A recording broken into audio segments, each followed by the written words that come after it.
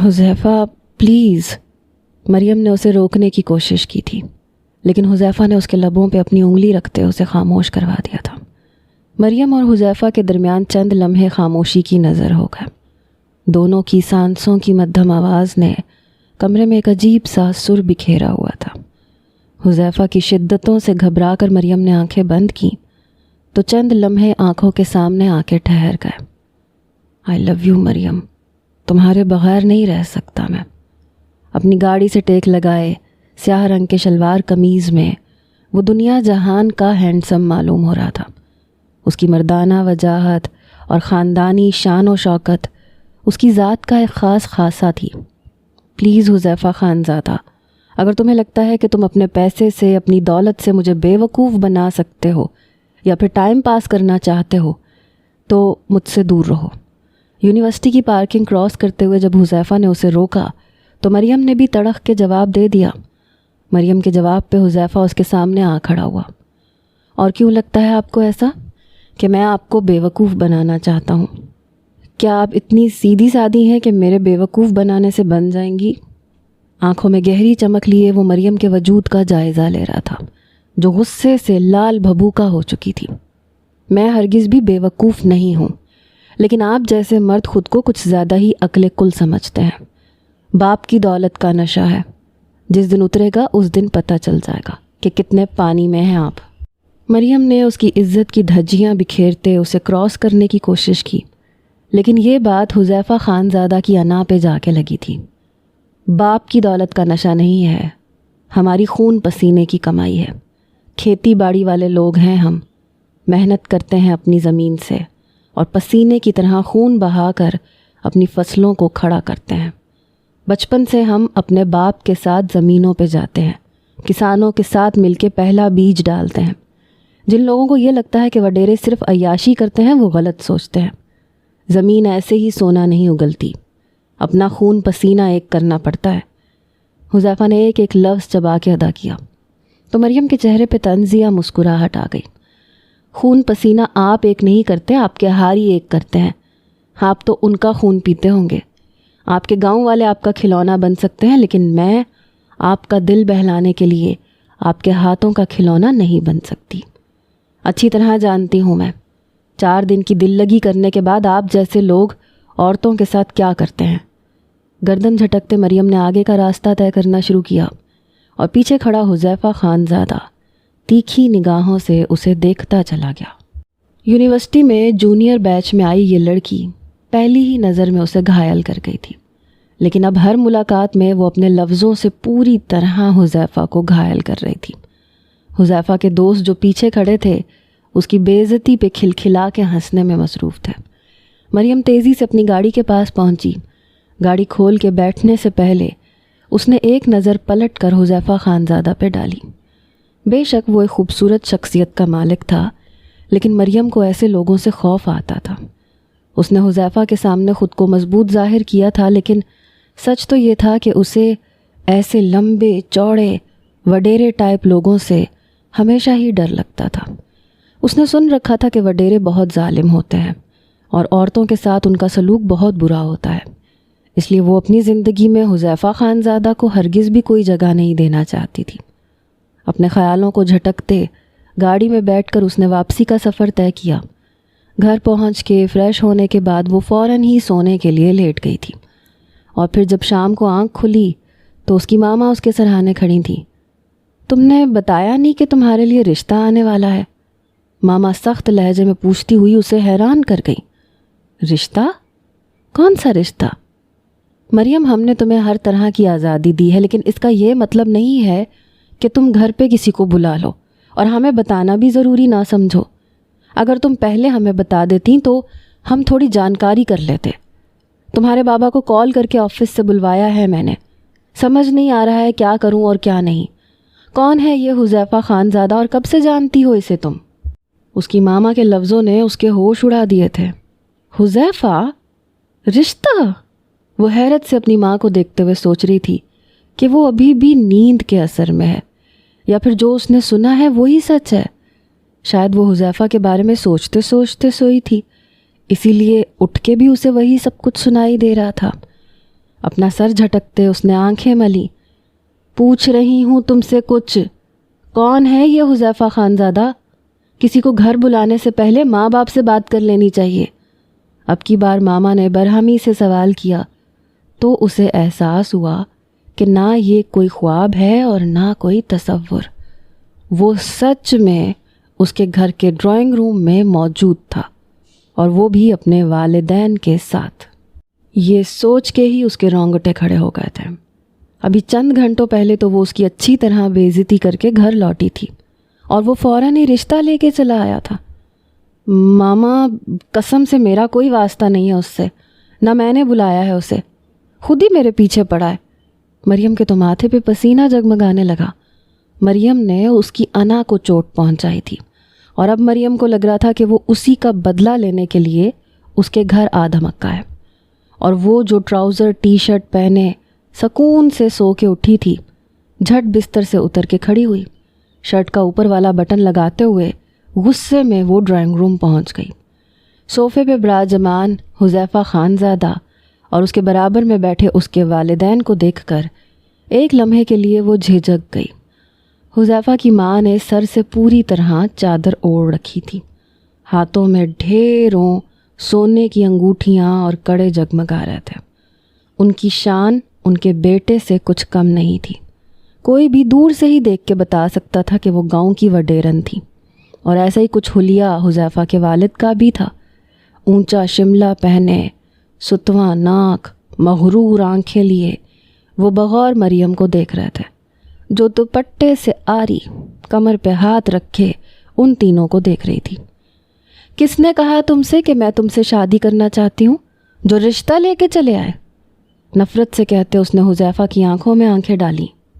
ہمارے خاندان میں لڑکیوں سے پوچھنے کا رواج نہیں ہے، میرے بڑے رشتہ لے کے آئے ہیں اور آپ کے بڑے جواب دیں گے۔ حذیفہ نے انتہائی تہذیب سے بات کرتے ہوئے اسے حیران کیا تھا۔ مریم کی ماما پیچھے سے چلی آئیں۔ مریم جاؤ جا کے چینج کرو، تمہارے بابا آنے والے ہیں۔ بیٹی کا ہاتھ پکڑ کے انہوں نے زبردستی اسے ڈرائنگ روم سے باہر کھینچ لیا تھا۔ اتنا تو وہ جان گئی تھیں کہ یہ کوئی چھوٹے موٹے لوگ نہیں تھے، اسی لیے مریم کا ایسا لہجہ اس کی زندگی کو مشکل میں ڈال سکتا تھا۔ ماما کیا کر رہی ہیں آپ؟ بابا کے آنے سے پہلے باہر کریں ان کو، میں نے نہیں بلایا کسی کو۔ تلخ ہوتے ہوئے وہ چیخ اٹھی۔ گھر آئے مہمانوں کو بھگایا نہیں جاتا ہے، تمہارے بابا آئیں گے تو طریقے سے بات کر لیں گے، لیکن اگر تم اس طرح سے بات کرو گی تو ایسا نہ ہو یہ لوگ تمہارا جینا مشکل کرتے ہیں۔ ابھی تمہاری یونیورسٹی کا پہلا سال ہے، ایسے لوگوں کو چوٹ پہنچانے سے زخم خود کو لگتا ہے۔ میں نہیں چاہتی کہ تمہاری پڑھائی میں کوئی رکاوٹ آئے۔ مریم کی ماں ایک سمجھدار اور پڑھی لکھی خاتون تھی، اسی لیے انہوں نے اسے ٹھنڈا رہنے کا مشورہ دیا۔ ان کے کہنے پہ مریم نے سادہ سی قمیض شلوار اور دوپٹہ پہن لیا تھا، کیونکہ اس کے والد بھی آ چکے تھے اور اب وہ مہمانوں کے ساتھ ڈرائنگ روم میں بیٹھے ہوئے تھے۔ کچھ دیر بعد اپنے بابا کے کہنے پہ جب وہ ڈرائنگ روم میں پہنچی تو غصے سے حذیفہ کو دیکھتی ہوئی وہ اپنے بابا کے ساتھ لگ کے بیٹھ گئی۔ مریم ہماری اکلوتی بیٹی ہے، ہم چاہتے ہیں کہ یہ اپنی تعلیم مکمل کرے اور پھر ہم اس کی شادی کے بارے میں سوچیں۔ ہمیں خوشی ہے کہ آپ جیسے عزت دار لوگوں نے ہمیں رشتہ داری کے قابل سمجھا، لیکن ابھی میری بیٹی چھوٹی ہے۔ اس کے بابا نے طریقے سے بات نمٹانے کی کوشش کی، لیکن سامنے حذیفہ خانزادہ بیٹھا تھا جو خالی ہاتھ واپس لوٹنے کے ارادے سے نہیں آیا تھا۔ شادی کے بعد مریم کی پڑھائی پہ کسی کو کوئی اعتراض نہیں ہوگا، اور ویسے بھی مریم کی ڈگری صرف 2 سال کی ہے، 1 سال مکمل ہونے والا ہے، دوسرا سال میں خود مکمل کرواؤں گا۔ انتہائی عزت سے کہتے حذیفہ نے مریم کے والد کے دل میں اپنی جگہ بنائی تھی۔ دیکھیے بھائی صاحب، ہمارے خاندان میں منگنی کا رواج نہیں ہے، ورنہ ہم آپ سے کہتے کہ منگنی کرتے۔ ہم تو شادی کی تاریخ طے کرنے کی غرض سے ہی آئے تھے، لیکن اگر آپ فی الحال شادی نہیں کرنا چاہتے تو پھر ہم بات پکی کر کے جائیں گے۔ حذیفہ کی والدہ نے روکھے سے لہجے میں کہتے جلدی مچائی۔ ہمیں سوچنے کی مہلت تو دیجیے بہن، انشاءاللہ جو بھی ہوگا بچوں کے حق میں بہتر ہوگا۔ مریم کے بابا اویس یزدانی کی بات پہ حذیفہ کے والدین کھڑے ہو گئے۔ ٹھیک ہے، پھر 2 دن کے اندر ہمیں جواب چاہیے، کیونکہ اس کے بعد ہمیں گاؤں واپس لوٹنا ہے۔ ان کے جانے کے بعد مریم کے والدین پریشان سے بیٹھے تھے، کیونکہ مریم کا کوئی جھکاؤ حذیفہ کی طرف نہیں تھا، لیکن حذیفہ کے انداز بتا رہے تھے کہ وہ پیچھے ہٹنے والوں میں سے نہیں تھا۔ بہت امیر کبیر لوگ ہیں، وڈیرے ہیں، اوپر تک پہنچ ہے ان کی۔ مجھے ڈر ہے کہ ہمارے انکار کی وجہ سے کہیں یہ ہمارے دشمن نہ بن جائے۔ مریم کے والد کو فکر ستا رہی تھی، لیکن مریم نے صاف انکار کر دیا تھا کہ وہ یہ شادی نہیں کرنا چاہتی۔ اگلے 2 دن یونیورسٹی کے آف تھے، اسی لیے وہ سارا وقت گھر پہ ہی تھی۔ اور پھر 2 دن کے بعد مریم کے والد اویس یزدانی نے فون کر کے اس کے رشتے کے لیے انکار کر دیا۔ تیسرے دن جب منڈے کی صبح مریم یونیورسٹی پہنچی تو اسے پارکنگ میں ہی حذیفہ خانزادہ کھڑا نظر آ گیا۔ سرخ آنکھیں لیے وہ اسی کا ہی منتظر تھا۔ اس کی آنکھوں میں رت جگہوں کے عذاب نظر آ رہے تھے۔ انکار کی وجہ جان سکتا ہوں؟ سینے پہ ہاتھ لپیٹے وہ شکوہ کنا لہجے میں پوچھنے لگا۔ وڈیرے بہت ظالم ہوتے ہیں، عورتوں کو اپنے پاؤں کی جوتی سمجھتے ہیں، بس یہی وجہ ہے میرے پاس، اور یہی وجہ کافی ہے میرے انکار کے لیے۔ دل کی بات مریم کی زبان پہ آئی تو حذیفہ کے ماتھے پہ بل پڑ گئے۔ میں پڑھا لکھا ہوں، سمجھدار ہوں، کوئی جاہل وڈیرا نہیں ہوں کہ تمہیں پاؤں کی جوتی بنا لوں گا۔ محبت کرتا ہوں، سر کا تاج بنا کے رکھوں گا۔ حذیفہ نے دل گرفتہ انداز میں اپنی محبت کا اظہار کیا تو مریم پوری طرح ہی چونک اٹھی۔ حذیفہ کی نظروں سے نظریں ملی تو اس کے لفظوں کی سچائی اس کی آنکھوں میں عکس بن کے جھلکتی دکھائی تھی۔ گھبرا کے مریم نے نظریں چرائی تھیں۔ قسم کھاتا ہوں مریم، ساری زندگی آپ کو تکلیف نہیں ہونے دوں گا، اور اگر جو خطا ہو جائے مجھ سے تو آپ کو پورا حق ہوگا کہ آپ اپنی محبت کو مجھ پہ حرام کر دیں۔ ایک قدم مریم کی جانب بڑھاتے وہ جذب کے عالم میں اپنے جذبات بیان کرنے لگا۔ مریم اس کے اٹھتے قدموں پہ گھبرا گئی۔ وعدہ کرتا ہوں آپ سے، آپ کے حقوق میں کبھی کوئی کوتاہی نہیں ہوگی، اور کبھی آپ کو لگے کہ میں نے آپ کے ساتھ کوئی زیادتی کر دی ہے تو سزا کے طور پہ ہمیشہ کے لیے مجھ سے دور ہو جائیے گا، کہ یہ ایک سزا مجھے تا حیات زندہ درگور کرنے کے لیے کافی ہوگی۔ بات مکمل کرتے حذیفہ کی آنکھوں کے گوشے نم پڑے تھے۔ اس کے لفظوں کی سچائی نے مریم کے دل کو نرم کر دیا تھا۔ مجھے ڈر لگتا ہے وڈیروں سے، آپ لوگ عورتوں کے ساتھ نرمی کا سلوک نہیں کرتے، سنا ہے آپ کی حویلیوں میں بہت ظلم ہوتے ہیں۔ مریم نے اپنے خدشات اس کے آگے رکھے تو اس کے چہرے پہ ایک مسکراہٹ بکھر گئی۔ میری حویلی آپ کے لیے جنت ثابت ہوگی، اور جو کہیں آپ کو یہ لگا کہ کوئی ظلم ہوا ہے تو آپ جو چاہے فیصلہ کریں، مجھے منظور ہوگا۔ حذیفہ کی دھیمی سرگوشیوں نے مریم کے دل کے تاروں کو نرمی سے چھیڑا تھا۔ اس کی آنکھوں میں دیکھتے وہ اپنے آپ کو ہارتا ہوا محسوس کر رہی تھی۔ اس جیسے وجیح اور شاندار انسان سے کوئی کیسے نظریں پھیر سکتا تھا؟ میں آپ کی محبت کو دل سے قبول کرنے کے لیے تیار ہوں، لیکن اس شرط کے ساتھ کہ زندگی میں کسی بھی مقام پہ میرے اعتبار کو ٹھیس پہنچی تو میری اور آپ کی راہیں الگ ہوں گی۔ آہستگی سے حذیفہ کی محبت کو قبول کرتے ہوئے مریم نے اس کے آگے وہ شرط رکھی تھی جو اتنے سالوں بعد آج وہ پورا کرنے جا رہی تھی۔ ماضی کے چند لمحوں سے گزر کر وہ حال میں واپس لوٹی تو حذیفہ کو اپنے انتہائی نزدیک پا کر اسے خود سے گھن کا احساس ہوا۔ انتہائی تیزی سے حذیفہ کو بیڈ پر دھکیلتے وہ اٹھ کے کھڑی ہوئی تھی۔ حذیفہ خانزادہ، یاد ہے نا آپ کو کیا کہا تھا میں نے؟ آپ کی محبت مجھے قبول ہے، لیکن جس دن میرے اعتبار کا قتل کیا آپ نے، اسی دن اس رشتے کا بھی قتل ہو جائے گا۔ میری طرف سے یہ رشتہ ختم ہو چکا ہے، طلاق دے کے آزاد کریں مجھے۔ نفرت سے کہتے اس نے حذیفہ کی روح کو جھلسایا تھا۔ مجھے زندہ درگور نہ کرے مریم، میں نے کچھ بھی جان بوجھ کے نہیں کیا ہے۔ میں جانتا ہوں کہ آپ کو بہت تکلیف پہنچی ہے، لیکن اگر آپ نے خود کو مجھ سے علیحدہ کیا تو میرے لیے زندگی کا مطلب ختم ہو جائے گا۔ حذیفہ کی بات پہ وہ طنزیہ مسکراہٹ لیے ایک قدم اس کے نزدیک آئی تھی۔ تو مر جائیں حذیفہ خانزادہ، آپ جیسے مردوں کو جینے کا حق بھی نہیں ہونا چاہیے۔ اپنے دل کو پتھر کرتے اس نے وہ لفظ ادا کیے جنہیں سن کے حذیفہ کی روح سنسنا اٹھی۔ کیا اتنی نفرت کرتی ہیں آپ مجھ سے؟ وہ بے یقینی سے پوچھنے لگا۔ چھوٹا لفظ ہے نفرت، میرے بس میں ہوتا تو آپ کی روح پہ اتنے وار کرتی کہ آپ کے لیے ایک ایک پل اذیت بن جاتا۔ میری غلطی کیا ہے مریم؟ صرف یہ کہ میں سلطانہ بیگم کا بیٹا ہوں۔ تیزی سے آگے بڑھتے ہوئے حذیفہ نے مریم کے بازو کو دبوچا تھا۔ نہیں، آپ کی غلطی یہ ہے کہ آپ ایک کمزور مرد ٹھہرے۔ رشتوں میں توازن قائم نہ رکھتے ہوئے آپ نے اپنی انا کے ہاتھوں میرا اور میرے بچے کا قتل کر ڈالا۔ محبت کے نام پہ آپ نے مجھ سے میری زندگی چھین لی۔ جس حویلی کو آپ میری جنت بنانا چاہتے تھے اسے آپ نے میرے لیے جہنم بنا دیا، اور اب مزید اس جہنم میں ایک پل بھی نہیں گزارنا چاہتی۔ چھوٹے سے بیگ میں کپڑے ٹھونستے اس نے ایک نظر حذیفہ پہ ڈالی اور تیزی سے کمرے کی حدود پار کرتی چلی گئی۔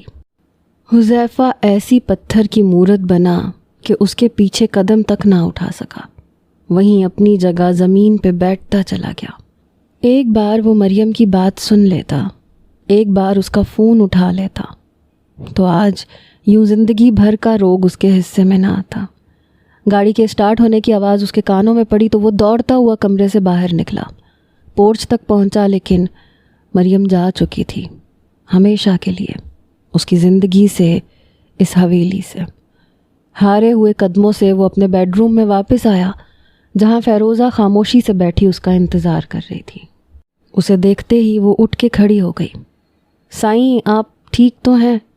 حذیفہ کی حالت دیکھتے ہوئے فیروزہ نے اسے فوراً ہی سہارا دے کے بٹھایا، پانی کا گلاس لے کر اس کے نزدیک آئی اور حذیفہ نے ایک زوردار ہاتھ پانی کے گلاس پہ مارتے ہر جگہ کانچ ہی کانچ بکھیر دیا۔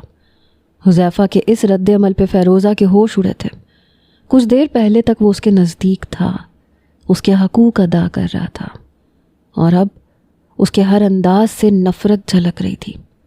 جانتی تھی نا تم کہ وہ چلی جائے گی اس شادی کے بعد، بتایا کیوں نہیں تھا مجھے؟ انتہائی غصے میں وہ حلق کے بل چیخا تھا تو فیروزہ کے ہاتھ پاؤں کانپ اٹھے۔ کون چلی جائے گی؟ وہ سمجھی ہی نہیں تھی۔ بنو مت، سب جانتی تھی تم، سب سے زیادہ تم تو نزدیک تھی مریم کے۔ بتاؤ مجھے اس رات کیا ہوا تھا؟ فیروزہ کو بالوں سے پکڑتے اس نے کھینچ کے اپنے سامنے کھڑا کیا۔ بتاؤ کیا ہوا تھا اس رات جب میرا بچہ اس دنیا سے گیا؟ کیسے؟ کیوں؟ کس نے کیا تھا؟ حذیفہ کے سوالوں پہ فیروزہ کے چہرے کا رنگ زرد پڑ گیا۔ مجھے کچھ علم نہیں، میں کچھ نہیں جانتی اس بارے میں۔ گھبراہٹ کے عالم میں وہ جھوٹ بول گئی۔ ایک زوردار تماچا اس کے منہ کی زینت بنا تھا۔ 24 گھنٹے میری بیوی کے ساتھ رہنے والی ملازمہ کو کیسے نہیں پتا ہوگا کہ اس پہ کیا بیتی؟ بتاؤ مجھے ورنہ یہیں زندہ دفن کر دوں گا۔ اپنی 28 سالہ زندگی میں وہ پہلی بار سچ میں ظالم وڈیرا بن گیا تھا۔ جس نے ہمیشہ عورت کی عزت کی تھی، آج وہ ایک عورت پہ ہاتھ اٹھا بیٹھا تھا۔ خوف کے عالم میں فیروزہ نے ساری سچائی حذیفہ کے آگے رکھ دی۔ اس کے پیروں میں بیٹھتے وہ گڑ گڑا کے معافی کی طلبگار ہو رہی تھی کہ سب کچھ جانتے ہوئے بھی وہ کیوں حذیفہ کو پہلے سچ نہیں بتا پائی تھی۔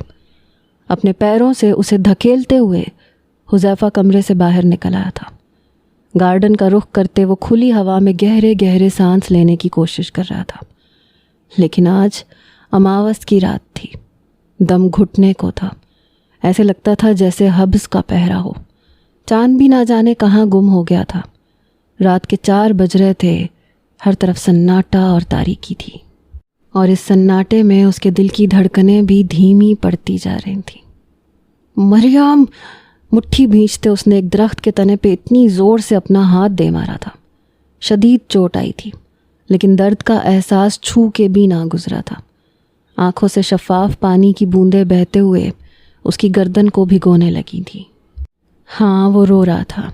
ایک لمبا چوڑا طاقتور مرد ایک عورت کی محبت میں رو رہا تھا۔ وہ عورت جو اس کے جینے کی وجہ تھی، اس سے چھین لی گئی تھی۔ اس نے اعتبار توڑا تھا اور اب وہ خود ٹوٹ رہا تھا۔ اس کی محبت اس کے وقتی غصے کی نظر ہو گئی تھی۔ فیروزہ کمرے کی کھڑکی سے نیچے لان میں موجود اپنے نئے نویلے شوہر کو دیکھ رہی تھی، جو اپنی پہلی بیوی کی محبت میں خود کو تکلیف پہنچانے میں مصروف تھا۔ فیروزہ کے دل میں ایک ہوک سی اٹھی، کاش کہ وہ یہ سچ پہلے ہی بتا دیتی تو دو محبت کرنے والے جدا نہ ہوتے۔ کاش وہ اپنی مالکن کے کہنے میں آ کے حذیفہ خانزادہ سے شادی نہ کرتی۔ اب تو ساری زندگی اسے پچھتاووں کی بھینٹ چڑھے رہنا تھا۔ حذیفہ نے پلٹ کے ایک نظر کمرے کی کھڑکی پہ ڈالی تو وہاں موجود فیروزہ کو دیکھ کے اس کی رگیں تن گئیں۔ اپنے آپ کو سنبھالتے وہ واپس حویلی میں داخل ہوا، لیکن اس بار اس کا رخ سلطانہ بیگم کا کمرہ تھا۔ بستر پہ لیٹی سلطانہ بیگم فالج کے زیر اثر کسی بھی قابل نہیں رہی تھی۔ اتنے عرصے بعد بیٹے کو اپنے کمرے میں دیکھ کے ان کی آنکھوں میں چمک آئی۔ ملازموں کے ذریعے انہیں پتہ چلا تھا کہ حذیفہ کی شادی خود مریم نے فیروزہ کے ساتھ کروائی ہے، لیکن وہ نہ شادی میں شریک ہو سکی تھیں اور نہ ہی ان کے بیٹے نے خود آ کے انہیں اس بارے میں اطلاع دی تھی۔ حذیفہ کو دیکھ کے بڑی مشکل سے اپنا ایک ہاتھ ہلاتے ہوئے انہوں نے اسے نزدیک آنے کا اشارہ کیا۔ ان کا اکلوتا بیٹا تھا جو مہینوں میں کبھی ایک بار ان کے کمرے کا چکر لگایا کرتا تھا۔ حذیفہ ان کے بستر کے نزدیک ہوا لیکن ان کے قریب جا کے نہ بیٹھا۔ کیوں کیا آپ نے میرے ساتھ ایسا؟ اکلوتا بیٹا تھا میں آپ کا، اور آپ نے مجھ سے سب کچھ چھین لیا۔ جانتی تھی نا آپ کہ مریم کے بغیر میں نامکمل ہوں۔ اس کی محبت میرے دل میں بستی ہے اماں، اور آپ اسے اکھاڑ نہیں سکتی تھیں۔ اسی لیے آپ نے بدگمانیوں کے ایسے بیج بوئے کہ آج ہم دونوں دو الگ الگ راستوں کے مسافر بن چکے ہیں۔ مبارک ہو آپ کو، پورے 3 سال بعد آپ اپنے مقصد میں کامیاب ہو گئیں۔ آپ نے مجھ سے میری اولاد چھینی، پھر میری بیوی چھین لی، میری محبت، میری زندگی چلی گئی اس گھر سے۔ طلاق کا مطالبہ کیا ہے اس نے اماں۔ بہت بری طرح وہ پھوٹ پھوٹ کے بچوں کی طرح رونے لگا، اور سلطانہ بیگم کا دل دھڑکنا بھول گیا۔ اپنے روب و جلال، اپنے مرتبے کے زوم میں انہوں نے اپنے اکلوتے بیٹے کو کس دلدل میں دھکیلا تھا، اس کا احساس آج بے بسی کی حالت میں بستر پہ پڑے انہیں اچھی طرح ہو رہا تھا۔ وہ حذیفہ کو آواز دینے کی کوشش کرنے لگیں، لیکن ان کا منہ تڑنگا ہو چکا تھا، زبان کام نہیں کرتی تھی، اس لیے بس آنکھوں سے آنسو بہتے چلے گئے۔ 2 سال پہلے اپنے شوہر کو کھونے کے بعد وہ اپنے اکلوتے بیٹے کو کھونے کا حوصلہ نہیں رکھتی تھیں، لیکن اپنے ہاتھوں سے انہوں نے اپنے بیٹے کو خود موت کے منہ میں دھکیلنے کی کوشش کی تھی۔ کچھ دیر تک بچوں کی طرح رونے کے بعد حذیفہ ان کے کمرے سے باہر نکل گیا تھا، اور وہ اسے جاتا دیکھتی رہ گئی تھیں۔ ماضی نے ان کی یادداشتوں کو زخم لگانے شروع کیے تھے۔ یہ کیسی لڑکی پسند کی ہے تم نے حذیفہ؟ کس لباس میں ہمارے سامنے آ کے کھڑی ہو گئی تھی؟ اور اس کے ماں باپ کو تو دیکھو، اپنے سے کہیں زیادہ اونچے خاندان کا رشتہ مل رہا ہے انہیں، اور ان کے مزاج ہی نہیں مل رہے۔ ایک بار پھر کہہ رہی ہوں تمہیں، شادی ہمارے ہی خاندان میں کرو۔ یہ باہر کی لڑکی آئے گی تو ہمارا گھر بار، ہمارا گاؤں تباہ کر دے گی۔ سلطانہ بیگم نے پورے جاہ و جلال کے ساتھ بیٹے کو روکنے کی کوشش کی تھی۔ مریم انہیں ایک آنکھ پسند نہیں آئی تھی۔ وہ یہ سوچ کے رشتہ لے گئی تھیں کہ وہاں جا کے کسی نہ کسی طرح انکار کر دیں گی، لیکن مریم کے طور طریقے دیکھنے کے بعد تو ان کے تن بدن میں آگ لگ گئی تھی۔ اماں وہ شہر کی لڑکی ہے، جب ہمارے ساتھ ہمارے گاؤں میں آئے گی تو ہمارے رنگ میں رنگ جائے گی۔ بہت ہی اچھی اور سمجھدار ہے مریم۔ حذیفہ نے ماں کو سمجھانے کی کوشش کی تھی، لیکن وہ مریم سے نفرت کی آگ میں جلنے لگی۔ اکلوتے بیٹے کی شادی اگر اس کی پسند سے شہری لڑکی سے کر دیتی تو شاید وہ ہمیشہ کے لیے ان سے دور ہو جاتا۔ یہ خیال انہیں ہر پل ستا رہا تھا، اور پھر 2 دن بعد مریم کے گھر والوں نے خود انکار کر دیا۔ یہ سن کے ان کے دل کو تسلی ہو گئی۔ اپنا سامان سمیٹ کے وہ شوہر کے ہمراہ دوبارہ گاؤں چلی گئیں۔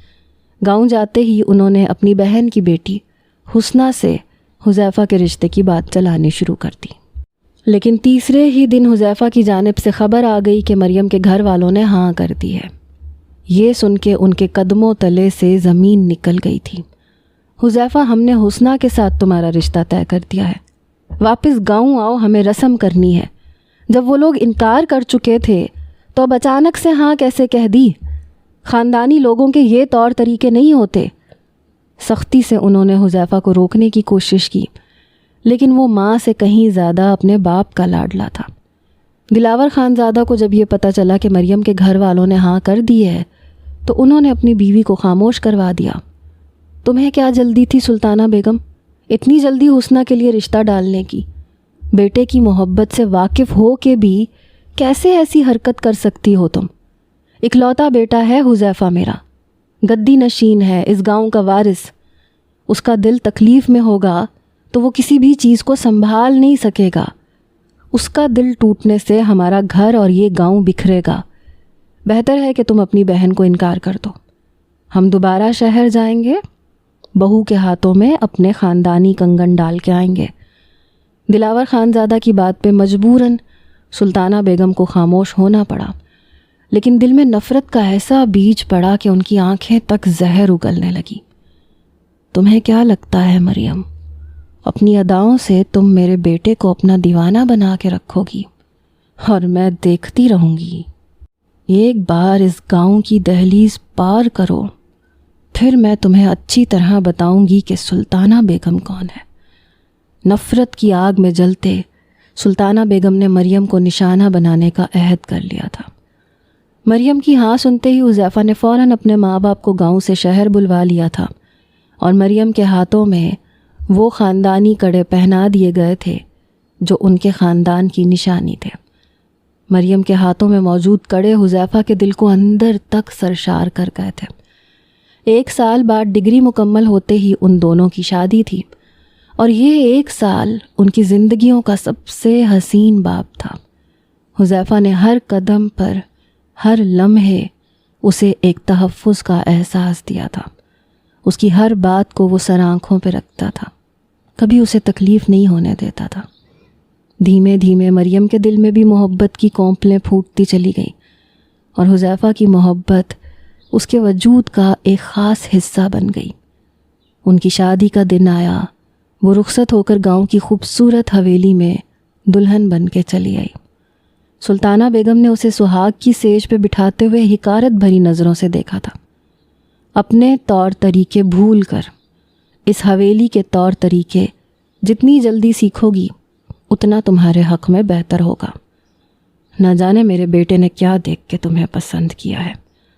اپنے لفظوں سے انہوں نے مریم کو پہلی ہی رات باور کروا دیا تھا کہ ان کے دل میں مریم کے لیے کتنی نفرت تھی۔ ان کے کمرے سے جاتے ہی حذیفہ خانزادہ کمرے میں چلا آیا، آنکھوں میں وہی محبت، وہی شوخی، اس کے ہر انداز سے عشق چھلکتا تھا۔ مریم کے قریب آتے ہی اپنی ساری حدود پار کرتے اس نے مریم کو اپنی باہوں میں سمیٹ لیا تھا۔ آئی لو یو مسز مریم خانزادہ۔ اس کی دھیمی سرگوشیوں پہ مریم کے دل کی دھڑکنوں نے ایک طوفان برپا کیا تھا۔ محبت مل جائے تو امر ہو جاتی ہے۔ آج ان کی محبت بھی امر ہو رہی تھی۔ حذیفہ کے جذبات کی تاب نہ لاتے ہوئے مریم نے جلدی سے اسے پیچھے ہٹایا تھا۔ خبردار جو اتنی بےتابی کا مظاہرہ کیا، پہلے میرا تحفہ۔ اس نے تحفے کے لیے ہاتھ آگے بڑھایا اور حذیفہ نے اپنی انگلیوں کو اس کی ہتھیلی کی پشت پہ ٹکا دیا۔ محبت کی روشنی چاروں اور پھوٹی۔ مریم گھبرا کے اس سے دور ہوتی ہوئی بیڈ سے کھڑی ہو گئی۔ تھکی ہوئی ہوں میں، فریش ہو کے آتی ہوں۔ وہ جانتی تھی کہ وہ حذیفہ کے جذبات کی تاب نہیں لا سکے گی، لیکن حذیفہ کہاں اتنی آسانی سے اسے چھوڑنے والا تھا۔ جیسے ہی وہ واش روم میں داخل ہوئی، حذیفہ نے دروازے پہ ہاتھ رکھ کے اسے لاک کرنے سے روک دیا۔ مریم نے سوالیہ نظروں سے اسے دیکھا تو شرارت سے دروازے کو پیچھے دھکیلتے وہ اس کے پیچھے ہی اندر داخل ہوا۔ وعدہ کیا تھا نا میں نے، ایک پل کے لیے بھی تنہا نہیں چھوڑوں گا آپ کو۔ ایسا کیسے ہو سکتا ہے کہ حذیفہ خانزادہ اپنا وعدہ نہ نبھائے؟ اس کے لبوں پہ انگلی پھیرتے شرارتی مسکراہٹ لیے وہ اسے دیوار سے لگا چکا تھا۔